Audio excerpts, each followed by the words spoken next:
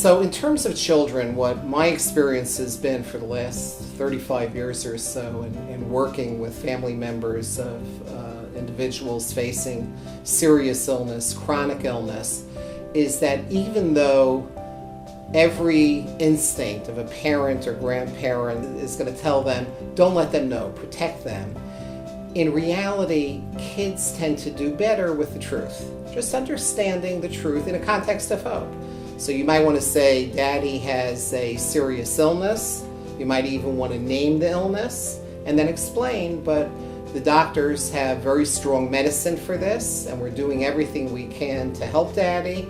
And there's, hope that these medicines are going to be able to fight this. If you want to say, use the word cancer or whatever word you want to use to describe it, what my experience, and I think many research studies show, is that somehow to name the monster is to conquer it, and to give it a face and give it a sense of sort of a workable reality almost always lessens the anxiety level of the children.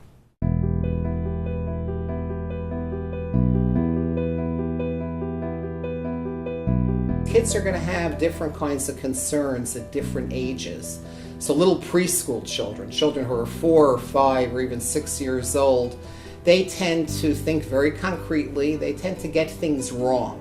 They tend to be confused. So you really need to give them not a lot of information, but basic concrete information. As an example, I was working with a set of 4-year-old twins whose father was killed on 9/11 in the Twin Towers.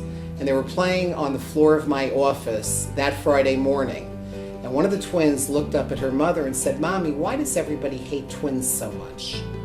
It took me a while to realize this is what 4-year-olds do for a living. They get things wrong. They thought it was an attack on the Twin Towers, an attack on them as twins having their father taken away from them.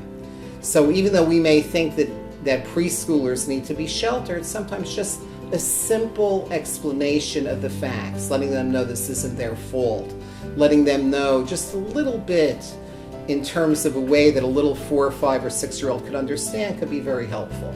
As children get older, you give them more information so that kids who are in 7, 8, 9 years old, they're little scientists. They may want to know a little bit about the nature of the treatment and the impact of the treatment.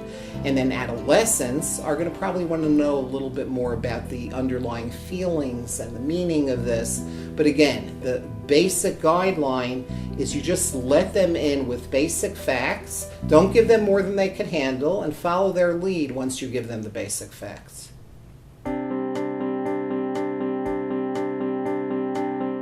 My experience over the years of working with children of people facing serious illness, chronic illness, life-threatening illness, is that there's nothing quite as scary to children as not knowing what's happening. They always fill in the blanks with something that is even more frightening than the reality. Just make sure that your child understands the basic outlines of what's happening, even though your instinct is going to say, let's protect them and not tell them, and always in a context of hope. Say, here's the illness, you can name the illness. You could also say you have excellent doctors who are doing everything they can to help your dad, to help your mother, your grandparent, and to then take their lead in terms of the question they have. It's going to very much depend on their age, but if you just follow their lead, you can't go wrong.